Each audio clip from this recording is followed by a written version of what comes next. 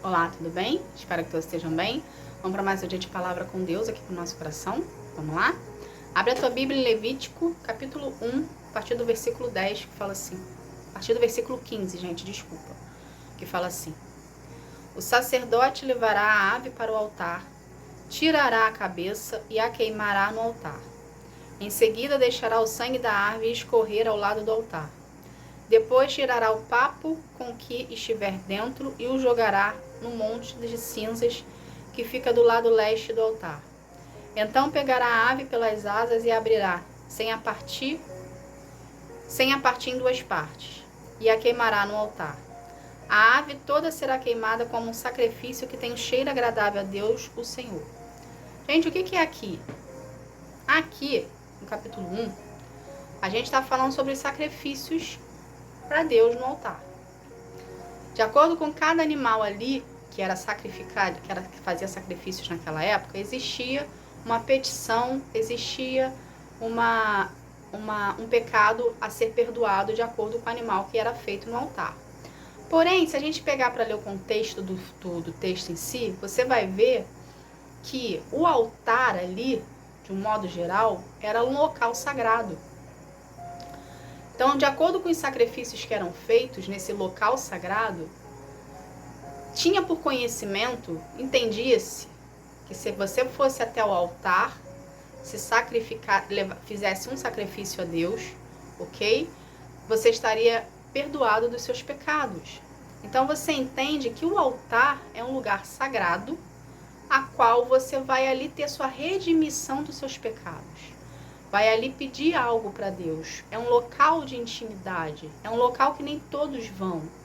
A gente deveria frequentar mais o altar de Deus, mas nem todos nós vamos a esse local com muita frequência.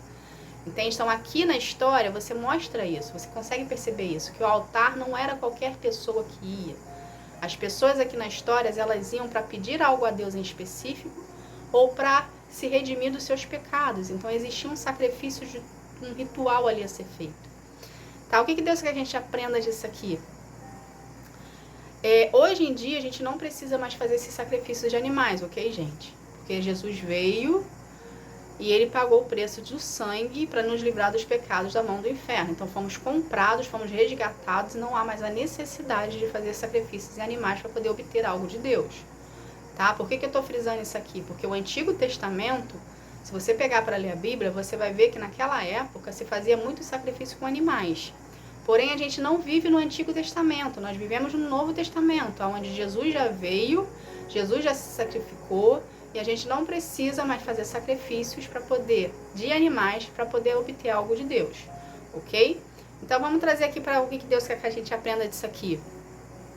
Aqui, se a gente for parar para analisar o contexto da história, você vai ver que está falando muito sobre o altar de Deus.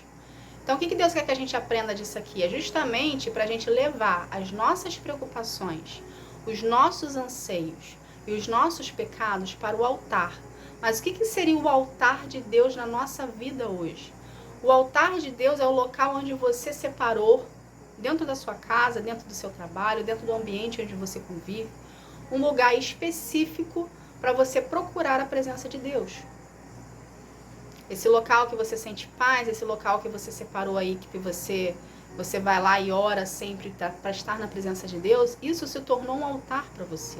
Isso se tornou, você fez desse lugar um altar onde você procura a presença de Deus, aonde você se redime dos seus pecados, aonde você ora, aonde você cria intimidade com Ele.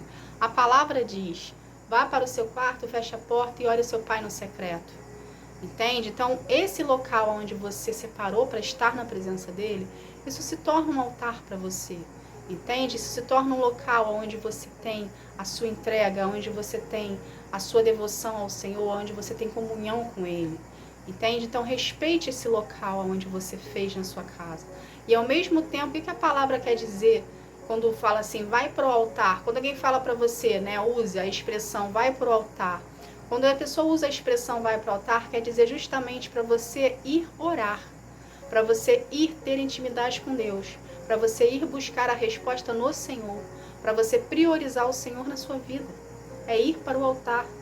É no altar que nós conseguimos nos rasgar a nossa alma, rasgar o nosso coração e falar para o Senhor o que se passa dentro de nós. Nós precisamos estar no altar frequentemente, todos os dias. Tinha que ser um ritual diário nosso, tinha que ser uma frequência todo dia ali para poder ir para o altar, para poder estar na presença de Deus. Porque quanto mais nós estivermos no altar com Deus, quanto mais nós o procurar Ele na nossa intimidade, mais de Deus teremos dentro de nós, mais nós seremos trabalhados por Ele.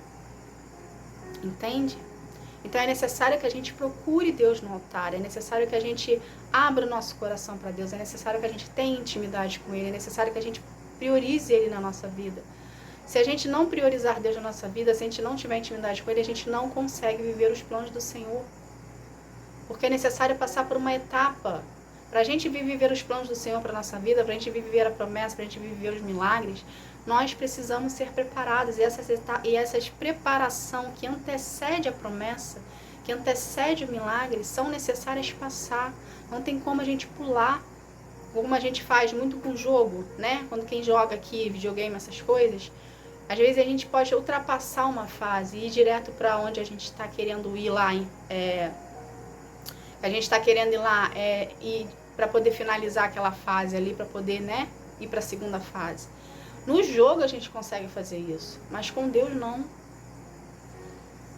A gente não consegue ultrapassar a fase, a gente não consegue pular da fase 1 para a fase 3, da fase 3 para a fase 6, para poder chegar na promessa mais rápido. Não, a gente tem que passar por cada etapa, a gente tem que passar por cada fase, porque cada etapa, cada fase tem algo a nos ensinar, tem algo a nos curar, tem algo a nos libertar. Então a gente precisa passar pelas fases para poder chegar a viver os planos do Senhor para a nossa vida. Entende, gente? Então o altar se faz necessário na nossa vida. Leve as suas preocupações, leve os seus anseios, leve as suas vontades para o Deus no altar. Crie intimidade com Ele, busca Ele no seu secreto, seja um com Ele. A gente precisa entender que Deus age na reciprocidade. A gente precisa entender que a gente precisa conquistar a presença de Deus. Não é pelo fato que Deus existe, não é pelo fato que Ele está ali, que Ele tem a obrigação de atender os nossos anseios. Não, gente. Deus não tem obrigação. Deus não trabalha pra gente. Deus não está à nossa disposição igual a Aladim da lâmpada mágica. Concede 3 desejos, vai lá e faz. A gente precisa conquistar o nosso espaço na presença do Senhor.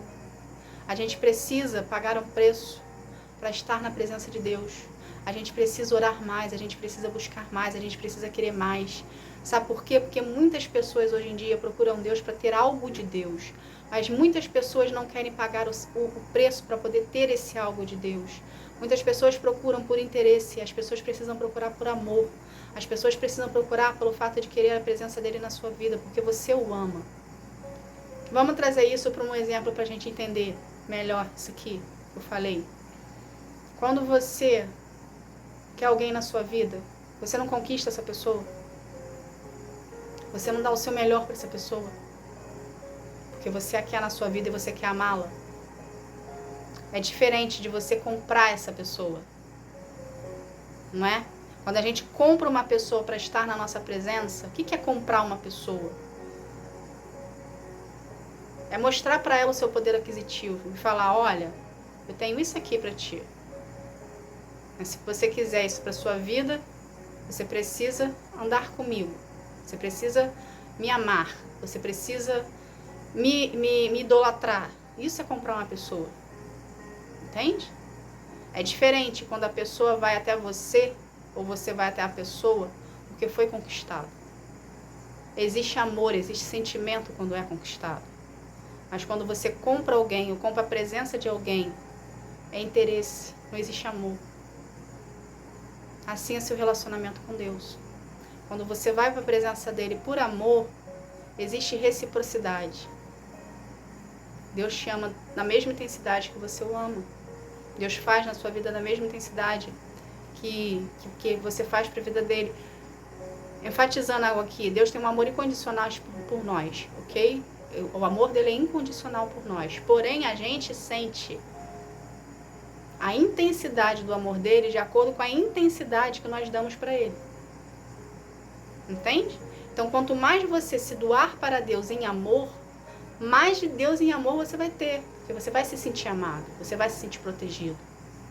Mas se você der o seu superficial para Deus, entende? Você vai ter um superficial de volta. Então se doe para Deus, dê o seu 100% para Deus. O 100% de Deus nunca equivale ao nosso 100%. É muito além do nosso 100%. Entende? Mas a gente precisa fazer o sacrifício, a gente precisa buscar, a gente precisa querer. Entende, gente? Não seja você aquele que busca Deus por interesse, que você busca Deus hoje porque você está precisando de alguma coisa, você está precisando de um milagre urgente na sua vida e você resolveu lembrar que Deus existe, você resolveu lembrar que Ele faz as coisas na sua vida, na vida de todo mundo, porque você escutou falar que fulaninho teve um milagre na vida dela, então você também quer ter. Só que o fulaninho teve milagre na vida dela, aquele fulaninho pagou um preço para ter. Não foi de repente, não foi da noite para o dia. Ela pagou um preço para ter um milagre na vida dela, a promessa na vida dela. Entende? Só que quem está de fora não consegue enxergar que teve um processo, que teve uma renúncia, que teve um sacrifício. As pessoas que estão de fora, ela acha que as coisas acontecem da noite para o dia. Não. Existe um preço a ser pago. Existe um sacrifício, existe uma renúncia, existe todo um trabalhar de Deus na vida da pessoa para poder a pessoa viver os milagres dele. Entende? Então não trate Deus na leviandade. Tenha intimidade com Deus, buscando Ele em espírito e em verdade no seu íntimo. Vai para o altar, rasgue o seu coração, fale para o Senhor que tem dentro dele. Diga para Ele, Senhor, eu quero ter intimidade contigo. Faça isso todos os dias, busque a presença dEle, leia a palavra, ore, jejue, se mostre presente, disponível e disposto a estar na presença de Deus. Que Deus vai começar a se revelar para você. Deus vai começar a falar com você. Deus vai começar a se mostrar sinais para você que Ele está presente. Você vai começar a sentir a presença dEle. É uma conquista todos os dias, gradativas. E saiba você que quando Ele começar a se manifestar na sua vida, você vai ficar tão feliz com aquela situação ali que você está vivendo, que vai te dar anseio e vontade de querer buscar cada vez mais. Mas primeiro tem que partir de você a iniciativa em querer estar na presença dEle. Em conquistar a presença dEle. Em buscar a presença dEle. Entende? Então vai para o altar. Leve para o altar.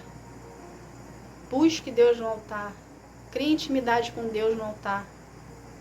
O altar é o local que você tem intimidade com Deus. Que você sente a presença dEle ali.